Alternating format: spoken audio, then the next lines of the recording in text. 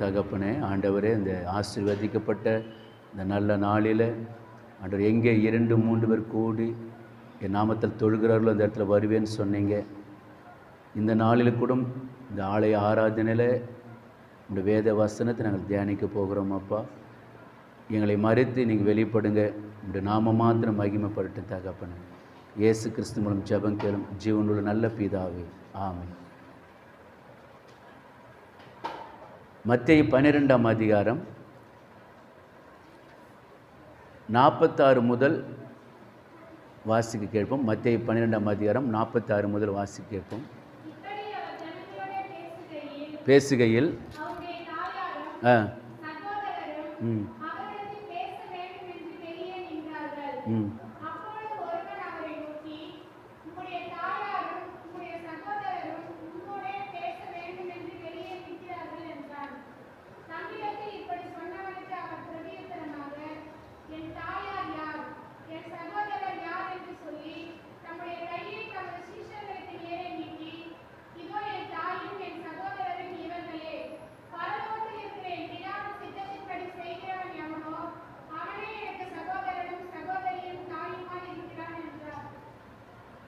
அல்லேலூயா. அருமையான தேவ ஜனமே, மத்தேயு 12ஆம் அதிகாரத்தில் சொல்லப்படுகிறது, பரலோகத்தில் இருக்கிற என் பிதாவின் சித்தத்தின்படி செய்கிறவன் எவனோ அவனே எனக்கு சகோதரனும் சகோதரியும் தாயுமா இருக்கிறான். அப்போ பரலோகத்தில் இருக்கிற என் பிதாவின் சித்தத்தின்படி செய்கிறவன் அவன்தான் எனக்கு சகோதரனும் சகோதரியும் தாயுமா இருக்கிறாங்க. இயேசு கிறிஸ்து வந்து சொல்கிறாங்க, உம்முடைய தாயாரும் உம்முடைய சகோதரரும் உம்மோடு பேச வேண்டும் என்று வெளியே நிற்கிறார்கள் அப்படின்னு சொல்கிறாங்க.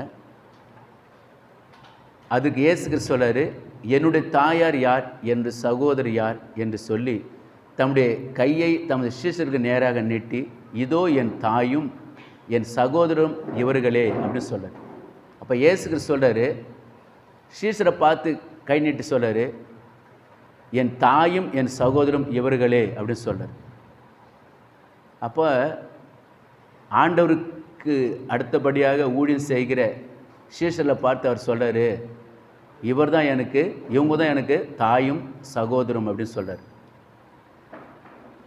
50ஆம் வசனத்தில் சொல்லப்படுகிறது, பரலோகத்தில் இருக்கிற என் பிதாவின் சித்தத்தின்படி செய்கிறவன் எவனோ அவனே எனக்கு சகோதரனும் சகோதரியும் தாயுமா இருக்கிறான்.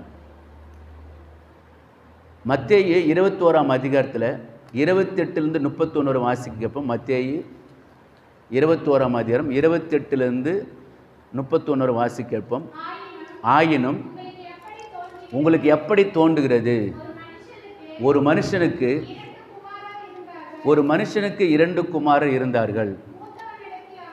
மூத்தவனிடத்தில் வந்து, மகனே நீ போய்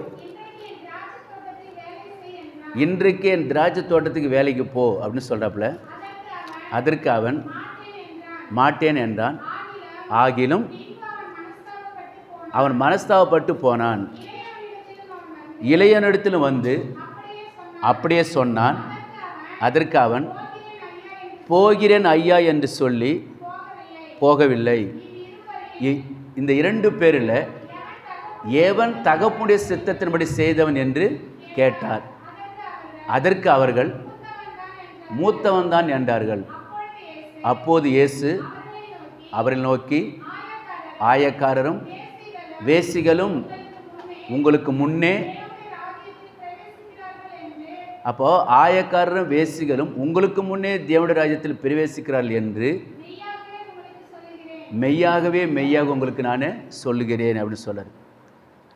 ஒரு நம்முடைய வேதத்தில் பார்த்தீங்கன்னா, ஒரு தகப்பனுக்கு 2 பிள்ளைகள் இருந்தார் அப்படின்னு பார்க்கும்போது அந்த கெட்ட குமாரன் கதை தான் நம்ம ஞாபகம் வரும். அவர் தகப்பன் 2 பிள்ளைகள் இருக்கிறாங்க. அதில் பெரியவன் ஒருத்தர் இருக்கிறான், சின்ன மகன் ஒருத்தர் இருக்கிறான். இந்த சின்ன பையன் வந்து தன்னுடைய ஆஸ்திகளாம் தகப்படத்தில் வாங்கி கொண்டு போய் துன்மார்க்கமாக செலவு பண்ணி அவன் மறுபடியும் தகப்படத்தில் திரும்பி வருவான். அந்த சம்பவத்தை நம்ம பார்த்துருப்போம். ஆனால் மத்தேயு 21ஆம் அதிகாரத்தில் இங்கே வந்து இயேசு சொல்கிறாரு, ஒரு மகனு ஒரு தகப்பனுக்கு அதான் ஒரு மனுஷனுக்கு 2 குமாரர் இருந்தாங்க. அப்போ மூத்தன் இடத்துல வந்து, மகனே நீ போய் இன்றைக்கு என் திராட்சை தோட்டத்துக்கு என்ன பண்ணு, வேலை செய்ய அப்படின்னு சொல்கிறார். அந்த மூத்தவன் என்ன பண்ணுறான், நான் நான் போக மாட்டேன் அப்படின்னு சொல்கிறான். போக மாட்டேன் என்று சொல்லிவிட்டு அவன் மனஸ்தாபப்பட்டு அவன் போனான். போக மாட்டேன்னு சொல்லிட்டு என்ன பண்ணவன், மனஸ்தாபப்பட்டு அவன் அந்த இடத்துக்கு போகிறான். ஆனால் இளையவன் இடத்துல வந்து அவர் சொல்கிறார், நீ போய் திராட்சை தோட்டத்துக்கு நீ போ அப்படின்னு சொல்கிறாப்புல. அவனை சொல்கிறான் பாரு, அதற்கு அவன் போகிறேன் ஐயா என்று சொல்லியும் அவன் போகவில்லை. இந்த 2 பேரில் பாருங்கள், 31 வசனம் சொல்லுது, இந்த 2 பேரில் எவன் தகப்புடைய சித்தத்தின்படி செய்தவன் என்று கேட்டார். அருமையான தேவ ஜனமே, ஒருவேளை அந்த மூத்த மகன் நான் போக மாட்டேன் அப்படின்னு சொல்லிட்டு அவன் திராட்சை தோட்டத்துக்கு அவன் போனான். ஒரு சிலர் பார்த்தீங்கன்னா, நீங்கள் பனை மரத்தை பார்த்தீங்கன்னா, இந்த பனை மரம் மேலே பார்க்கும்போது அது வந்து ஹார்டாக இருக்கும், ஒரு மாதிரி பார்க்கும்போது ஒரு மாதிரி இருக்கும், நல்ல ஹார்டாக இருக்கும். ஆனால் அதே பனை மரத்தை நீங்கள் வெட்டி அதோடைய ஒரு அந்த நுனி பாகத்தில் பார்த்தீங்கன்னா அதில் சோறு மாதிரி ஒன்று குருத்து இருக்கும், அதை சாப்பிட்டோமா அவ்வளோ டேஸ்ட்டாக இருக்கும். மேலே பார்த்தா அந்த பனை மரம் வந்து ஹார்டாக இருக்கும், ஆனால் உள்ளே பார்த்தா அதுக்குள்ளே ஒரு சோறு மாதிரி இருக்கும், அதை சாப்பிட்டா அவ்வளோ டேஸ்ட்டாக இருக்கும். இன்றைக்கி ஒரு சிலர் எப்படி இருப்பாங்கன்னா, ஒரு சிலர் வந்து மேலே வெளிப்புறம் பார்க்கும்போது ரொம்ப ஹார்டாக இருப்பாங்க, ஆனால் உள்ளத்தில் இருக்கும்போது அவங்க வந்து சாஃப்டாக இருப்பாங்க. உள்ளத்தில் இருக்கும்போது அவங்களுடைய குணங்களும் நல்ல குணமாக இருக்கும். மேலே பார்க்கும்போது அவங்க சாஃப்டாக இருப்பாங்க, ஒரு ஹார்டாக இருக்கும், ஆனால் அவனோட உள்ளத்துக்குள்ளே பார்க்கும்போது அவங்களுக்கு நல்ல குணங்கள் இருக்கும். அதை போல் தான் அவன் நான் போக மாட்டேன் அப்படி சொன்னட்டான். ஆனால் என்ன பண்ணான், அவன் மனசாப்பட்டு அவன் போனான். ஆனால் சின்ன பையன் என்ன சொல்கிறான், அவன் சொல்கிறான் போகிறேன் ஐயா அப்படின்றான். நீ சில இடத்துல பார்த்தீங்கன்னா ஸ்தோத்திரம் பாஸ்டர், ஸ்தோத்திரம் ஐயா அப்படின்னு சொல்லுவாங்க. இப்படிப்பட்டாலும் நம்ம நம்பவே முடியாது, இப்படி ஆட்டம் பண்ண நம்பவே முடியாது. பயங்கரமாக சில சபைகளை பார்க்கும்போது அப்படியே ஆக்ஷன் பண்ணுவாங்க. அப்போது அவன் சொல்கிறான் பேர் போகிறேன் ஐயா என்று சொல்லியும் அவன் போகவில்லை. ஆனால் பெரியவன் வந்து நான் போக மாட்டேன்னு சொல்லிட்டு அவன் போனான். ஆனால் சின்ன பையன் நான் போகிறேன் என்று சொல்லிட்டு அவன் என்ன பண்ண போகலை. ஏன் வந்து அந்த தகப்பன் வந்து திராட்சை தோட்டத்துக்கு வேலைக்கு அனுப்புகிறாருன்னா, அவன் இன்றைக்கே போகணும். அவன் இன்றைக்கே போனால் தான் அந்த பழத்தெல்லாம் பெருக்க முடியும். மத்திய அதிகாரத்தில் நீங்கள் பார்த்தீங்கன்னா, மத்திய 20ஆம் அதிகாரத்தில் பார்த்தீங்கன்னா, அங்கே பரலோராஜ்யம் வீட்டு எஜமானாகி ஒரு மனுஷனுக்கு ஒப்பாய் இருக்கிறது. அவன் தன் திராட்சை தோட்டத்துக்கு வேலையாட்கள் அமர்த்த அதிகாலையிலே புறப்பட்டான் என்று சொல்லப்படுது. எங்கே ஒரு சம்பவம் சொல்லப்படுகிறது, அதிகாலையில் திராட்சை தோட்டத்துக்கு வேலையாட்களை அனுப்புகிறாப்புல அந்த எஜமா. 3ஆம் மணி வேலையிலும் ஆட்களை அனுப்புகிறான், 6ஆம் 9ஆம் மணி வேலையிலும் ஆட்களை அனுப்புகிறான், 11ஆம் மணி நேரத்துலையும் ஆட்களை அனுப்புகிறாப்புல. ஏன் அவன் அதிகாலை 3ஆம் மணி நேரம், 6ஆம் 9ஆம் மணி நேரத்தில், 11ஆம் மணி நேரத்தில் அனுப்புகிறான்னா, இன்றைக்கே அந்த திராட்சை பழத்தை பெருக்கணும், இன்றைக்கு அது பெருக்கணும். நாளைக்கு பெருச்சு என்ன ஆகிடும், ஒரே பறவைகள் வந்து அது கொத்தி சேதப்படுத்தலாம், இல்லை அந்த பழம் வந்து கீழே விழுந்து அது நஷ்டம் அடையலாம். அதனால் தகப்பனை வந்து அந்த அதிகாலை 3ஆம் மணி நேரம், 6ஆம் 9ஆம் மணி நேரத்துக்கெல்லாம் ஆட்களை அனுப்புகிறார். ஏன்னா அந்த பழத்தை இன்றைக்கே பெருக்கணும், நாளைக்கு பெருச்சே வேஸ்ட் ஆகிடும் சொல்லிட்டு அந்த எஜமா வந்து தோட்டத்துக்கு ஆட்களை அனுப்புகிறாப்புல. அருமையான தேவ ஜனமே, ஏன் அப்படி அனுப்புகிறாருன்னா, அது பழம் வேஸ்ட் ஆகிடும். அதே போல் தான் இன்றைக்கு நாம் ஒவ்வொரு நாளும் நாளைக்கு நான் போய் இயேசு பற்றி சொல்லலாம், நான் நாளைக்கு போய் அந்த குடும்பத்தை சந்திக்கலாம் அப்படின்னு சொன்னோம்னா, அந்த ஆத்துமா ஒருவேளை இயேசுவை அறியாமல் பின்மாற்றத்தில் போய்விடும். இப்போ நம்ம ஊரில் வந்து ரீசனாக ஒரு தம்பி இறந்து போனாப்புல. சரி, அந்த தம்பிக்கு போய் அவன் ரொம்ப உடம்பு சரியில்லை இருந்தாப்புல. சரி, அவனுக்கு போய் நான் ஜெபிக்கலாம் அப்படின்னு சொல்லிட்டு நான் என்ன பண்ணுவேன், ஊழியத்தின் காரணமாக ஒரு 2 நாள் பொறுத்து போய் ஜெபிக்கலாம் நான் நினைத்து கொண்டிருந்தேன். ஆனால் 3ஆம் நாள் செய்தி வருது, அந்த தம்பி இறந்து போயிட்டான் அப்படின்னு செய்தி வருது. இது எதுக்கு சொல்ல வரேன்னா, நான் அன்றைக்கே போயிருந்தேன்னா அந்த ஆத்துமா நான் காப்பாற்றிருக்க முடியும். நான் அன்றைக்கே போய் அவனுக்கு இயேசு பற்றி சொல்லியிருந்தேன்னா அவன் உயிர் பெற்றிருப்பான். அவன் அன்றைக்கே போய் இயேசு கிறிஸ்து மனம் இறங்குற தேவன், உனக்கு சுகம் கொடுப்பார். உன் பாவத்தில் அறிக்கையிடி மனம் திரும்பி சொல்லி கர்த்தருடைய வார்த்தை சொல்லி ஜெபித்திருந்தனா அவன் சுகமும் பெற்றிருப்பான். அவன் மனம் திரும்பி கர்த்தர் பிள்ளையாக மாறியிருப்பான். அப்போ நான் லேட்டாக போனதுனால ஒரு ஆத்துமா இறந்து போயிடுச்சு. அருமையான தேவஜனமே, இந்த நாட்களில் நம்ம நாளைக்கு போகலாம்னு சொல்லி டைம் வேஸ்ட் பண்ணக்கூடாது. அந்த தகப்பனார் வந்து உடனே வேலை ஏன் இத்தனை பேரை வேலைக்கு அனுப்புத்துறான்னா அது அன்றைக்கே பெருக்கணும். நாளைக்கு போய் பெருச்சுன்னா பழம் வேஸ்ட் ஆகிடும். அதே போல் தான் நம்ம ஒவ்வொரு நாளும் வேஸ்ட்டு பண்ணக்கூடாது. கர்த்தருடைய பணி நம்ம செய்யணும். ட்ராக்ஸ் கொடுக்கலாம், இல்லை பாடல் பாடி ஆண்டவர் நாமத்தை மகிமைப்படுத்தலாம், இயேசுவை பற்றி மற்றவங்க சொல்லலாம். அப்போ ஒவ்வொரு நாளும் நம்ம டைம் வேஸ்ட்டு பண்ணக்கூடாது. அன்றைக்கே கர்த்தருடைய வார்த்தையை நம்ம மற்றவங்களுக்கு சொல்லணும். ஏன்னா இயேசு கிறிஸ்து பாருங்கள், அவர் சொல்கிறார், எனக்கு யார் எனக்கு வந்து சகோதரர் எனக்கு தாய் அப்படி யாரை சொல்கிறேன்? சீஷரை பார்த்து தான் சொல்கிறார். ஏன்னா அவங்க தான் அவரோடு கூட இருந்தாங்க, அவங்க தான் ஊழியத்தெல்லாம் போனாங்க. அப்போ தன்னை பெற்றெடுத்த தாயை காட்டிலும் அவர் சீஷரை பார்த்து தான் சொல்கிறாங்க, இவங்க தான் என் தாயும் என் சகோதரன் அப்படி சொல்கிறார். அவங்க தான் ஆண்டவர் 2 பேராக ஊழியத்துக்கு அனுப்புனாப்புல, நீங்கள் போங்க எண்ணெய் பூசி வேதத்தில் குணமாக்குங்க அப்படின்னு சொல்கிறார். மார்க் 6ஆம் அதிகாரத்தை படித்து பார்த்தீங்கன்னா அவர் சொல்கிறாரு, நீங்கள் புறப்பட்டு போங்க. மார்க் 6ஆம் அதிகாரத்தில் 12ஆம் வசனம் சொல்லுது பாருங்கள், 12:13 அவர்கள் புறப்பட்டு போய் மனம் திரும்புகள் என்று பிரசங்கித்து அநேக பிசாசுகளை துரத்தி அநேக நோயாளிகளை எண்ணெய் பூசி சொஸ்தமாக்கினார்கள். அவர் 2 பேரை அனுப்புகிறார். அதனால தான் இயேசுக்கு சொல்கிறார், இவங்க தான் எனக்கு தாய், இவங்க தான் எனக்கு சகோதரர் அப்படின்னு சொல்கிறார். ஒருவேளை நம்ம அவரை கனம் பண்ணும்போது அவர் நம்மளை கனம் பண்ணுவார். நம்ம எல்லாருமே ஆண்டுடைய சத்தியத்தை சொல்லணும், பாடலை பாடி அவர் மகிமைப்படுத்தணும். ஒரு நம்ம இந்த வாய்ப்பு நமக்கு கிடைக்காது.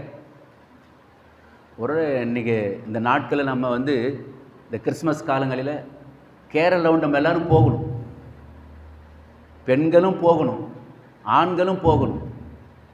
ஆனால் என்ன ஒன்று, ஆயத்தத்தோடு நம்ம போகணும். ஒரு நாள் அதற்காக ஒரு நாள் லீவு போட்டு, இல்லை அதற்காக நீங்கள் ஒரு அரை நாளாவது அந்த பாட்டெல்லாம் பாடி ப்ராக்டிஸ் பண்ணி நீங்கள் ஜெபத்தோடு போய் பாருங்கள், அந்த தெரு முழுதும் ஒரு ரட்சிப்புக்குள்ள வரும். அந்த தெரு முழுதும் ரட்சிக்கப்படும். ஒரு ப்ரெசன்ஸ் இருக்குது, ஒரு அபிஷேகம் இருக்கும். நான் மறுபடியும் சொல்கிறேன், ஏனோ தானே மட்டும் நம்ம கர்த்தருடைய ஊழியத்தை நம்ம எப்போதும் செய்யக்கூடாது. உங்களுக்கு எல்லாருக்கும் தெரியும், கோலியாத்து வந்து சொல்கிறான், நீங்கள் தான் இப்போ எல்லோரும் பேச போகிறீங்க. கோலியாத்து வந்து அவன் வந்து நிற்கிறான், என் இடத்துல யார் நீங்கள் சண்டைக்கு வரீங்க அப்படின்னு சொல்லி அவன் சத்தம் போடுறான். அப்போ இஸ்ரவேலுடைய ஜனங்க என்ன பண்ணாங்க, போர் வீரர்கள் எல்லாம் வந்து என்ன பண்ணாங்க, ஆயத்தமாக வர வந்து நிற்கிறாங்க. எத்தனை நாள் வந்தாங்க தெரியுமாம்மா? எத்தனை நாள் வந்தாங்க? எத்தனை நாள்? 40 நாள் வந்து நின்று சொல்கிறான், என்கிட்ட யாராவது சண்டைக்கு வரீங்களா, யுத்தத்துக்கு வரீங்களான்னு சொல்லிட்டு. அப்போ 40 நாள்லாம் அப்போ எத்தனை வேலை வந்தவன்? 2 வேலை, காலையும் மாலையும் சாயந்தரத்திலும் வந்துக்கிறான். அப்போ 80 முறை வந்து சொல்கிறான், என்னிடத்துல என்கிட்ட யார் யுத்தத்துக்கு வரீங்கன்னு சொல்லிட்டு. ஆனால் இஸ்ரேல் ஜனம் என்ன பண்ணுறாங்க, அங்கே இராணுவ பேர் எல்லாம் போகிறாங்க, ஆயத்தமாகி போய் நிற்கிறாங்க, வராங்க போகிறாங்க, வராங்க போகிறாங்க. ஆனால் என்ன நடக்கலை? போர் நடக்கலை, ஒரு ஜெயம் கிடைக்கல. நீங்கள் நம்ம அப்படி தான் இருக்கிறோம், சர்ச்சுக்கு வரோம் போகிறோம் போகிறோம், ஆனால் என்ன பண்ண ஒன்றுமே நடக்கலை. ஆண்டோடைய வார்த்தை உங்களுக்குள்ள கிரி செய்யணும். அப்பாவுடைய சித்தத்தை நம்ம நிறைவேற்றணும். நம்ம ஆயத்தத்தோடு போகணும். ஒரு திருமணத்துக்கு போகிறோம், இல்லை ஒரு சாதாரண எங்கேயோ ஒரு இடத்துல நீங்கள் போகிறீங்க, ஒரு ஆஃபீஸ் போகிறீங்க, எவ்வளோ நம்ம ஆயத்தத்தோடு போகிறோம். அதுக்கு தேவையான டாக்குமெண்ட்டு, அதுக்கு தேவையான புக்கு, பாஸ்புக்கு எல்லாத்தையும் சரியாக போகிறோம். ஆனால் ஆண்டவர் சமூகத்தில் மட்டும் நம்ம பயம் இல்லை. நமக்கு ஆண்டவர் சமூகத்தில் ஒரு பயம் நமக்குள்ளே இருக்கும். கர்த்தர் சமூகத்தில் ஒரு பயம் இருந்தால் கர்த்தர் நம்மளை ஆசீர்வதிப்பார். நம்ம லேட் பண்ணோம், ஒருவேளை அந்த ஆத்துமா இறந்து போகும். நம்ம கொஞ்சம் டிலே பண்ணோம், அந்த ஆத்துமா இறந்து போயிடும். அதனால தான் அந்த தகப்பன் சொல்கிறாரு, நீ இன்றைக்கே தோட்டத்துக்கு போகணும்ப்பா, என் வேலைக்கு போகணும். நம்ம லேட்டாக போனலாம், அந்த படம் வேஸ்ட் ஆகிடும். அருமையான தேவ ஜனமே, வேத வசனம் சொல்லுது, சத்தியத்தை அறிவீர்கள், சத்தியம் உங்களை விடுதலையாக்குன்னு சொல்லப்படுது. வேதத்தை நம்ம படிக்கணும். படித்தா மட்டும் போதாது, அதை நம்ம மற்றவங்களுக்கு நம்ம சொல்லணும். பாடல் மூலியமாக கூட நம்ம சத்தியத்தை நம்ம அறிவிக்கலாம். அப்போ இந்த கிறிஸ்மஸ் காலங்களில் நீங்கள் தெருவில் பாடிக்கொண்டு போகும்போது அவங்களுக்கு அந்த இடத்துல ஒரு ப்ரெசன்ஸ், அந்த அபிஷேகம் வரும். ஆனால் ஆயத்தமெல்லாம் போகும்போது இப்போ சொன்ன மாதிரி இஸ்ரேல் ஜனங்க போகிறாங்க வராங்க ஒன்று நடக்கும். அதே போல் தான் நடக்கும். ஒரு மாற்றம் இருக்காது. அவங்க ஆயத்தமாக போய் நிற்கிறாங்க, ஆனால் ஜெயம் கிடைக்கலையே. அதே மாதிரி தான் நம்ம நீங்கள் வரோம் போகிறோம், ஒரு மாற்றம் இல்லை. அப்போ கவனிங்க, ஒரு ஆயத்தம் இருக்கணும். ஒரு நம்ம ஜெபத்தோடு எந்த காரியத்தை நம்ம செய்யணும். அப்போ தான் அந்த இடத்துல ஒரு அற்புதம் நடக்கும். அப்போ தான் ஒரு விடுதலை கிடைக்கும். அப்போது தகப்புடைய சித்தத்தை நம்ம நிறைவேற்றும். அப்பாவோட சித்தத்தை நம்ம என்ன பண்ணோம்? நிறைவேற்றும். நான் சர்ச்சுக்கு போகிறேன், நான் ஜெபம் பண்ணுறேன், உபவாசம் இருக்கிறேன், ஆனால் அவர் சொல்கிறாரு, என்னுடைய சித்தத்தை நீ என்ன பண்ணுறீங்க? நிறைவேற்றணும் அப்படின்னு சொல்கிறார். என்னோடய சித்தத்தை என்ன பண்ணுவேன்? நிறைவேற்றணும். மத்தேயு 7ஆம் அதிகாரத்தை 21 படிங்க பார்க்க. மத்தேயு 7:21 படிங்க. மத்தேயு 7:21 படிங்க. மத்தேயு அதிகாரத்தில் 7ஆம் அதிகாரம் படிங்கம்மா.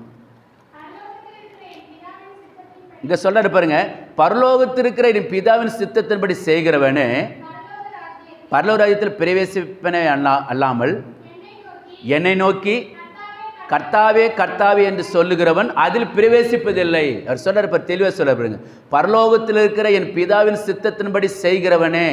பரலோகத்தில் பிதாவினுடைய சித்தத்தின்படி செய்யணும். அப்படி செய்யும்போது தான் அவன் தான் எங்கே போனான்? பரலோக ராஜ்யத்தில் பண்ணுவான். என் பிதாவுடைய சித்தத்தின்படி செய்கிறவனே பரலோக ராஜ்யத்தில் பிரவேசிப்பானே அல்லாமல் என்னை நோக்கி கர்த்தாவே கர்த்தாவே என்று சொல்லுகிறவன் அதில் பிரவேசிப்பதில்லை. 22ஆம் வசனம் படிங்க.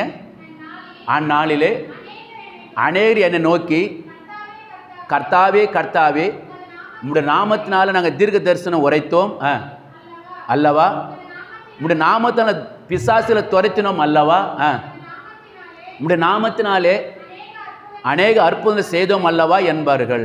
பாருங்க, இப்போ எனக்கும் சேர்த்தான் சொல்கிறார், ஊழியக்காரங்க எங்களுக்கும் சேர்த்தான் சொல்கிறார். என்ன சொல்கிறாரு?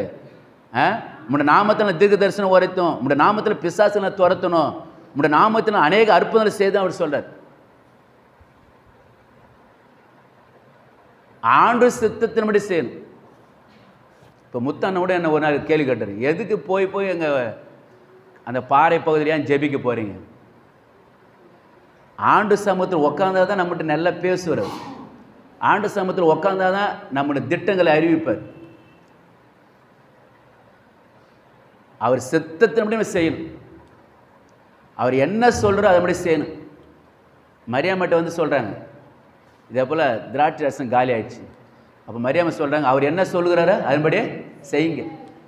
நீங்கள் ஆண்டு சமூகத்தில் உட்காரும் போது தான் அவர் சொல்ல முடியும், அவர் சித்தத்தின்படி நான் செய்ய முடியும். இல்லைங்க, என்னுடைய மன திருப்திக்காக நான் வேலைக்கு போனேன், போயிட்டு வந்தேன், ஊழியத்துக்கு போனேன், நான் இங்கே வந்தேன், இங்கே பாட்டு பாட போனேன், நான் இங்கே வந்தேன், இங்கே ஜெபிக்க போனேன், அதெல்லாம் அவர் சொல்கிறார். அழகாக சொல்கிறார். என்ன சொல்ல தெரியுமா? 23ஆம் வசனம் படிங்க பார்க்கும். அப்போது நான் ஒரு காலம் உங்களை அறியவில்லைன்னு சொல்கிறார். என்ன சொல்கிறாரு? நான் ஒரு காலம் உங்களை அறியலை, நான் பேயை ஓட்டினேன், பிசாசு ஓட்டினேன், கூட்டம் நடத்தினேன். அவர் சொல்கிறார் பாருங்க, நான் ஒரு காலம் உங்களை அறியவில்லை, அக்கிரம செய்கைக்காரர் என்னை விட்டு அகன்று போங்கள் என்று அவர்களுக்கு சொல்லுவேன்னு சொல்ல. அப்போது ஊழியம் செஞ்சு பார்த்துன்னா சொல்கிறேன், அவர் அக்கிரமக்காரர் என்னை விட்டு என்ன பண்ணீங்க? அகன்று போங்கள் சொல்ல. நம்ம ஆண்டுடைய வேலையை நம்ம சரியாக நம்ம செய்ய வேண்டும். அவர் சித்தத்தின்படி செய்யணும். அவர் என்ன சொல்ற அதன்படி செய்யணும். ஆண்டு என்ன சொல்ற அதன்படி நம்ம செய்யணும். நம்ம இஷ்டத்துக்கு ஒன்று கூட செய்யக்கூடாது. அவர் என்ன சொல்ற அதன்படி செய்யணும். எங்கே போனாலும் சரி, ஒரு வேலைக்கு போகிறீங்களா, ஆண்டு சமூகத்தில் போய் கேளுங்க. ஒரு ஆஸ்பத்திரி போன ஆண்டு சமூகத்தில் போய் கேளுங்க. ஆண்டு சித்தத்தின்படி நம்ம எப்போ செய்யணும். 24 வசனம் படிங்க. ஆகையால் நான் சொல்லிய இந்த வார்த்தையை கேட்டு இவைகளின்படி செய்கிறவன் எவனோ அவனை கண்மலை மேல் தன் வீட்டை கட்டின புத்தி உள்ள மனுஷனுக்கு ஒப்பிடுன்னு சொல்றாருங்க. அது யாருக்கு ஒப்பிடுறாருன்னா, கண்மலை மேல் வீட்டை கட்டின புத்தி உள்ள மனுஷனுக்கு ஒப்பிடுகிறார். அந்த கண்மலையாக கிறிஸ்து இயேசு மேல நம்ம அஸ்திபாரத்தை போடும்போது கர்த்தர் நம்மளை ஆசீர்வதிப்பார். கண்மலை மேல அந்த வீட்டை கட்டின கண்மலை ஆகிய இயேசு மேல நம்ம அஸ்திர போடணும். கண்மலையாகிய இயேசு மேல நம்ம நம்பிக்கை வைக்கணும். அதான் இந்த மாதத்தின் வாக்குத்தத்த வசனம், கர்த்தர் வழி உத்தமமானது, கர்த்தருடைய வசனம் புடமிடப்பட்டது, தம்மை நம்புகிற அனைவருக்கும் அவர் கேடகமாக இருக்கிறார். அல்லேலூயா. தம்மை நம்புகிற அனைவருக்கும் என்ன பண்ண, அவர் கேடகமாக இருக்கிறார்.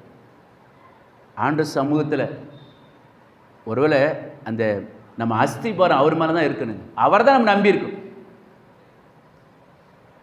நம்ம சபையில் ஒரு சுதாகர் குடும்பத்துக்கு பிறந்தநாள் ஃபங்க்ஷனுக்கு போனேன். அப்போ போகும்போது என்ன சொன்னேன், அந்த ஃபங்க்ஷனில் சொல்லி கொடுத்தேன், அந்த சின்ன பிள்ளைங்களுக்கு எப்படி நம்ம சத்தியத்தை சொல்லணும், அந்த பிள்ளைங்க எப்படி இருக்கணும், அழகாக நம்ம வேதத்தில் ஆண்டு சொல்லியிருக்கிறார். அதை சொன்னேன் நான் அந்த வீட்டில். இயேசு கிறிஸ்து எப்படி வளர்ந்தார், லூக்கா 2:52 அவரை ஞானத்திலும் வளர்த்திலும் தேவ கிருபையிலும் மனுஷ தேவையிலும் அதிக என்ன பண்ணுறான், விருத்தி அடைந்தார். ஞானத்தில் வளர்ந்தார். நம்ம பெற்றோர் இந்த பிள்ளைகளை ஞானத்தில் நம்ம வளர்க்கணும். உலக ஞானம் கிடையாது, அந்த ஆவிக்குரிய அந்த ஞானத்தில். அவர் பாருங்க, அவர் ஞானத்திலும் அறிவிலும் சொல்ல, அறிவு நம்ம இருக்கணும். சாலமோனுக்கிட்ட 2 விபச்சார ஸ்திரீ போகிறாங்க. ஒருத்தர் சொல்கிற செத்து போன குழந்தை ஏன் குழந்தை, இன்னொருத்தி சொல்கிற இந்த குழந்தை ஏன் குழந்தைன்றாங்க. ஆனால் கரெக்டாக அந்த சாலமோன் ராஜா இந்த 2 பேரும் சண்டை போடுறாங்க. இப்போ பாரு, அந்த ராஜாவுக்கு ஆண்டவர் ஞானத்தை கொடுக்க பாரு, இந்த குழந்தை 2ஆக பிளந்து கொடுன்னும் போது அந்த உண்மையான தாய் சொல்கிறேன், இல்லை அந்த குழந்தைய அவட்டே கொடுத்துன்னு சொல்கிறேன். அப்போ கண்டுபிடிச்சிட்டான், இவ தான் உண்மையான தாய். இந்த ஞானம் ஆண்டவர் மட்டும் தான் தருவார். ஞானம் நமக்குள்ளே இருக்கணும். ஒரு நடந்த சம்பவம் பாருங்கள். ஒரு போலீஸ்காரர் நமக்கு எல்லாருக்கும் தெரியும். அவர் ரொம்ப பிஸியாக இருப்பாங்க, அடிக்கடி டியூட்டிக்கு போவாங்க. ஆனால் அவர் திருமணம் ஆகி ஒரு கொஞ்ச நாட்கள் ஆகுது. அவங்க வீட்டுக்கு ரொம்ப அவங்களுக்கு ப்ரெக்னெண்ட்டாக அவங்க இருந்தாங்க.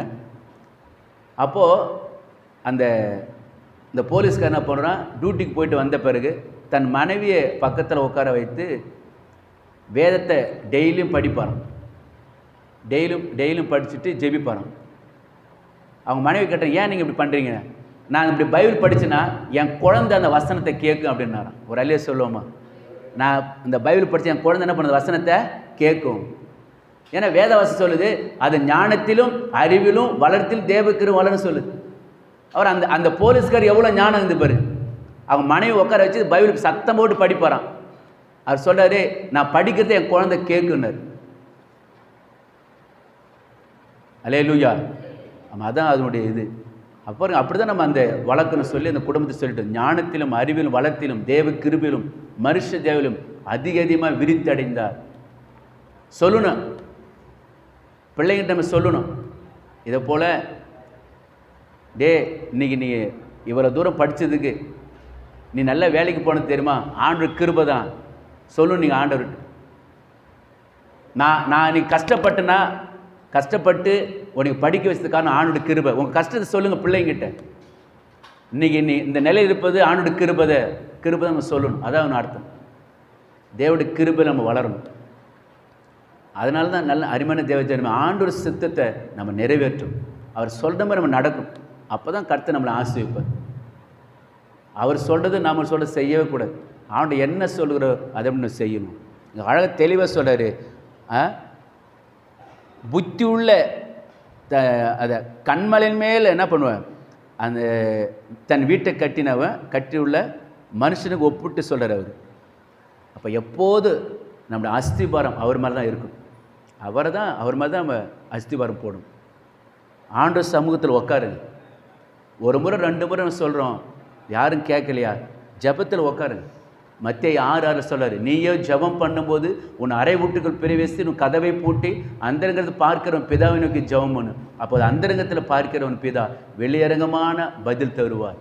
ஆண்டோட ஜெபிங்க, ஆண்டு சமூகத்தில் ப்ரேயர் பண்ணுங்கள். ஆண்டவரே, என்னுடைய பிள்ளைக்காக ப்ரேயர் பண்ணுங்கள், நம்முடைய குடும்பத்துக்காக ப்ரேயர் பண்ணுங்கள், நம்ம சுற்றி இருக்கிற கிராமங்களுக்காக ஜெபம் பண்ணுங்கள்.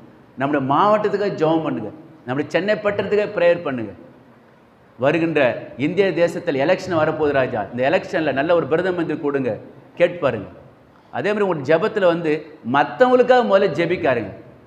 உங்களுக்காக ஜெபிங்க வேணா சொல்ல, ஆனால் தேசத்திற்கு யார் ஜெபிக்கிறாங்களோ கர்த்தரோட சிறையிருப்பை மாற்றுவார். தேசத்துக்கு நம்ம ஜெபிக்கணும்.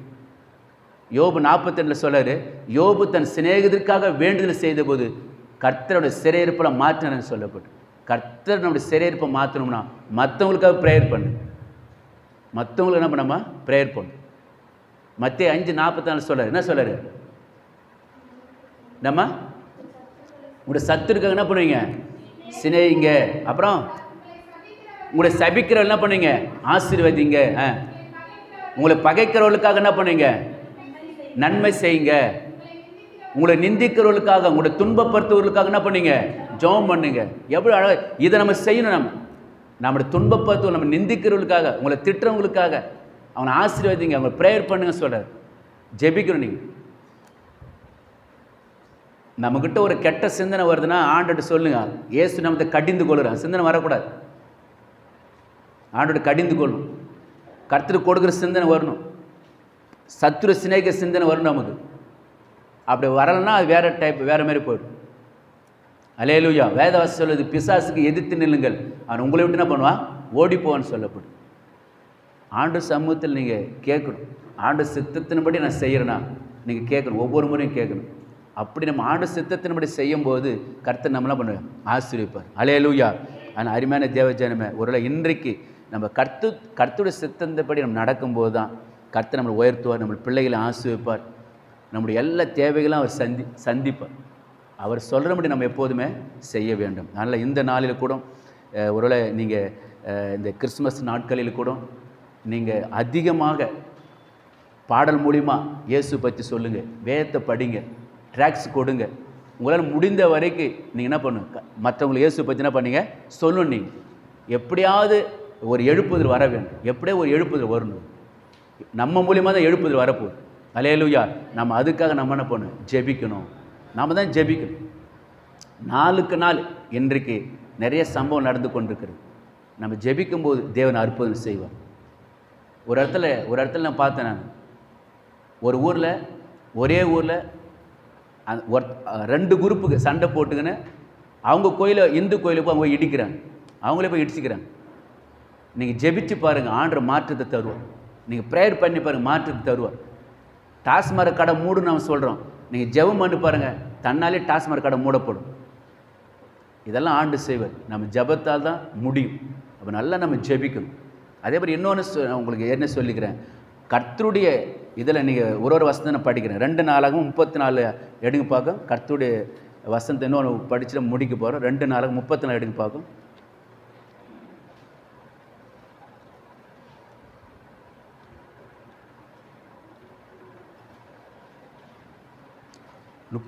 அதிகாரத்தில் எடுங்க பார்க்கும். 5ஆம் வசனம் படிங்க.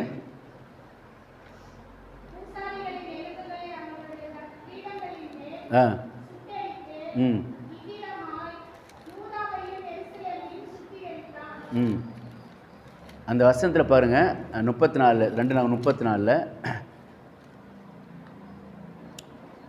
3ஆம் வசனம் படிங்க.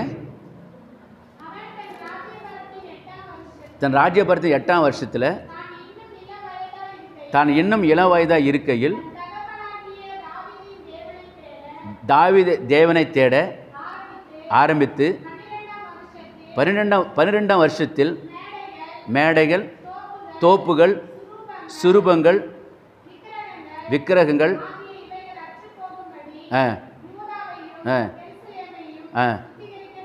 எருசலேமையும் யூதாவையும் என்ன பண்ண சுத்திகரிக்க தொடங்கினான். பாருங்க, அந்த 3ஆம் வசனம் சொல்றாரு, அந்த யோசியா என்கிற ராஜா 8ஆம் வருஷத்திலே தான் இன்னும் இளம் வயதாக இருக்கையில் தன் தகப்பனாகிய தாவீதின் தேவனை தேட ஆரம்பித்து இருக்குது. சின்ன வயசுலே அவன் ஆண்டவரை தேடிக்கிறான். சின்ன வயசுல அவன் ஆண்டவரை தேடி இருக்கிறான். சின்ன வயசில் ஆண்டவரை தேடிக்கிறான்.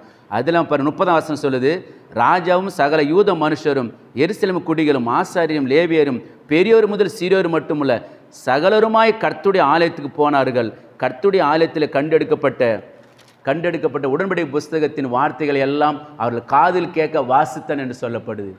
சின்ன வயசுலேருந்து கர்த்தரை தேடினான். அது இல்லாமல் அவன் என்ன பண்ணிக்கிறான், பெரிய வேதவசனம் சொல்லுது, பெரியோர் முதல் சிறியோரும் உள்ள சகலருமாய் கர்த்தருடைய ஆலயத்துக்கு போனார்கள். எல்லாரும் ஆலயத்துக்கு போனாங்க. சின்னவங்க முதல் பெரிய எல்லாரும் கர்த்தருடைய ஆலயத்துக்கு போனாங்க. ஏன் தெரியுமா? அந்த ராஜா போனதுனால எல்லாருமே ஆலயத்துக்கு போனாங்க. எல்லாருமே ஆலயத்துக்கு போனாங்க. அது இல்லாமல் அந்த உடன்படிக்கை புஸ்தகத்தை என்ன பண்ணாங்க, அவங்க வாசித்தாங்க.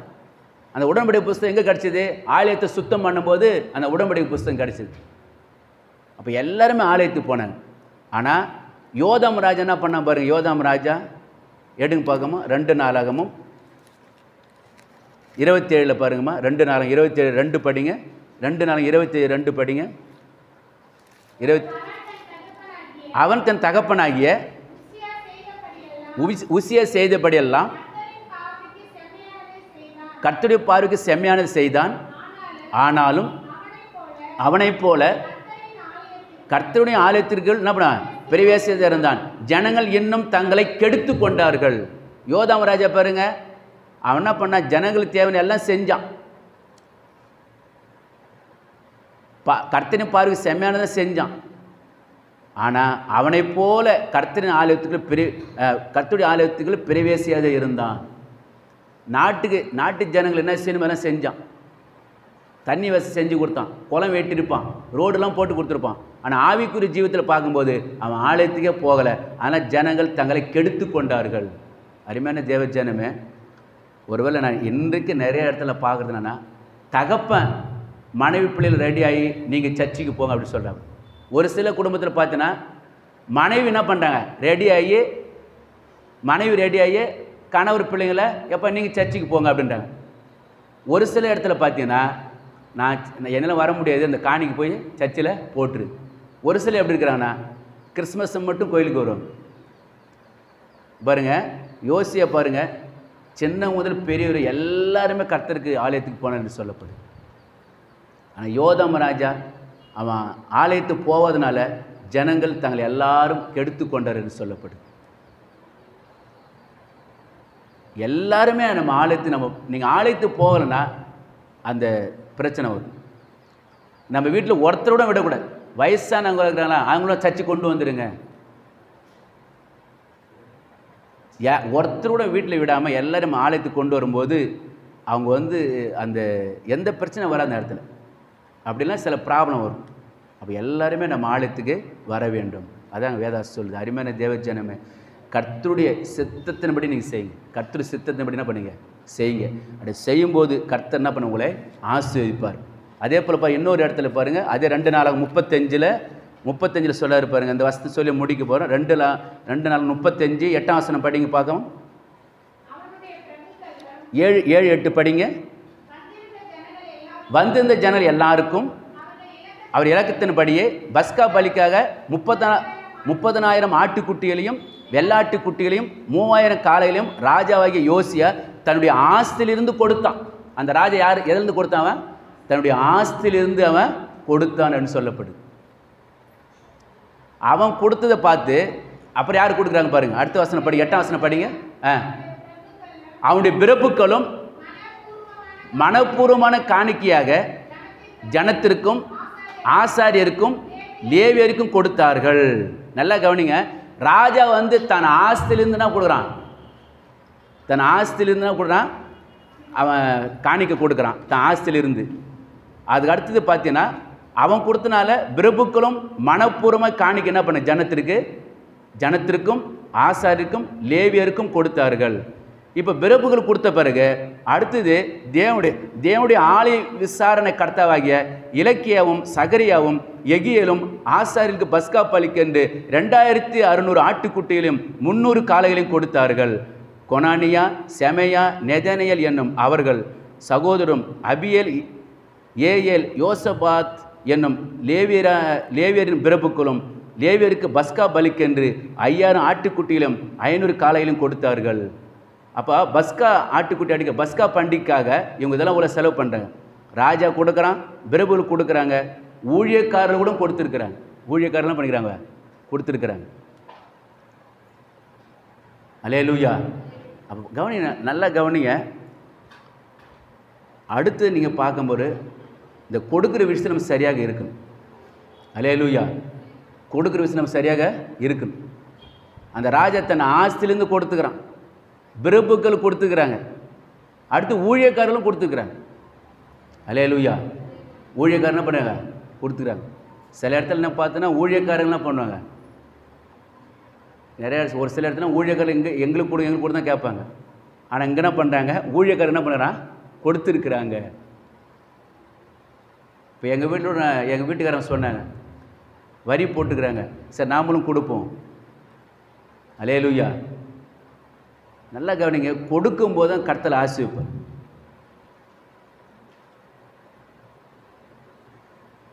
எவ்வளோ காரியம் நம்ம செலவு பண்ணுறோம், ஊழியத்திற்கு நீ கொடுத்து பாருங்க, கர்த்தர் நம்ம ஆசீர்வதிப்பார். ஏழைக்கு இறங்குறவன் கர்த்தருக்கு கடன் கொடுக்கணும். அருமையான தேவஜனமே, ஒருவேளை 5 வகையான ஊழியங்கள் இருக்குது. 5 வகை ஊழியங்களுக்கு நம்ம கொடுக்குறோமா? ஆனால் நம்ம ஒரு ஊழியத்துக்கு கொடுக்க முடியல. ஒரு ஊழியத்தை நம்ம போதகர் இதுக்கு நம்ம கொடுக்க முடியல. இன்னும் 5 வகையான ஊழியங்கள் இருக்குது. 5 வகையான ஊழியங்களுக்கு நம்ம கொடுக்குறோமா? இப்போ நான் செய்கிற அந்த ஊழியத்தில் விதவைங்களுக்கு என்ன பண்ணணும்? புடவை கொடுக்கணும். தாய் தகவல பிள்ளைங்களுக்கு ட்ரெஸ்ஸு கொடுக்கணும். அது இல்லாமல் ஊழியத்தில் புக்கு வெளியிடுறோம். அது இல்லாமல் கேலண்டர் போடுறோம். எவ்வளோ தேவையில் இருக்குது. ஆனால் நான் கொடுக்குறதுனால தான் ஆண்டு எனக்கு கொடுக்குறேன். நீங்கள் கொடுத்து பாருங்கள், கர்த்தர் உங்களையும் ஆசீர்வதிப்பார். அல்லேலூயா. அப்போ கர்த்தருடைய சித்தத்தை நம்ம செய்யணும். அப்போ தான் கர்த்தர் நம்மளை ஆசீர்வதிப்பார். ஒரு அம்மா பாருங்கள், 2 காசு போட்டாங்க, அந்த பணத்தை தான் தேவன் வந்து அங்கீகரித்தார். 2 காசு போட்டவங்க தான் தேவன் என்ன பண்ண, நீங்கள் இருக்கிறத நீ கொடுத்து பாருங்கள், கர்த்தர் நம்மளை ஆசீர்வதிப்பார். எலியா தீர்க்கு சொல்கிறார், முதல்ல எனக்கு அதில் ஒரு அடை பண்ணி கொடு. அந்த அம்மா சொல்கிறேன், என்கிட்ட கொஞ்சம் மாவு தான், கொஞ்சம் எண்ணெய் தாங்க. நான் சொல்கிறேன், முதல்ல எனக்கு கொடுன்றார். அந்த அம்மா கொடுத்தாங்க. அந்த தேசத்தில் பஞ்சம் தீர கர்த்தர் அவனை ஆசீர்வதித்தார். கிறிஸ்துமஸ் காலங்களில் கூட ஏழை ஜனங்களுக்கு உணவு கொடுங்க. நம்ம சொந்தக்காரர் கொடுத்த காட்டி மற்றவங்களுக்கு கொடுத்து பாருங்க, அது ஒரு ஆசீர்வாதம். ஊழியத்தை தாங்கணும். அந்த ஊழியத்தில் நம்ம தாங்கும்போது கர்த்தர் நம்மளை ஆசீர்வதிப்பார். அல்லேலூயா. அதனால் நீங்கள் ஆண்டோட சித்தத்தின்படி செய்யுங்க, எதாக இருந்தாலும் செய்யுங்க. நம்ம இஷ்டப்படி எதுவும் செய்யக்கூடாது. ஆண்டு என்ன சொல்லுதுன்னு நம்ம செய்யும்போது கர்த்தர் நம்மளை ஆசீர்வதிப்பார். எல்லோரும் கண்கள் மூடி ஜெபிப்போம். எங்களுக்கு பரிசுத்தம் உள்ள நல்ல எங்களை அன்பு தகப்பனே, ஆண்டவரே உமக்கு ஸ்தோத்திரம் அப்பா. இந்த ஆசீர்வதிக்கப்பட்ட இந்த நல்ல நாளில் உம்முடைய வார்த்தை கேட்ட ஒவ்வொரு தேவ பிள்ளைகளுக்கும் நீர் மனம் இறங்குங்க. ஒவ்வொரு தேவ பிள்ளைகளுக்கும் ஆண்டவரே நீர் அற்புதம் செய்யுங்க ராஜா. யோபு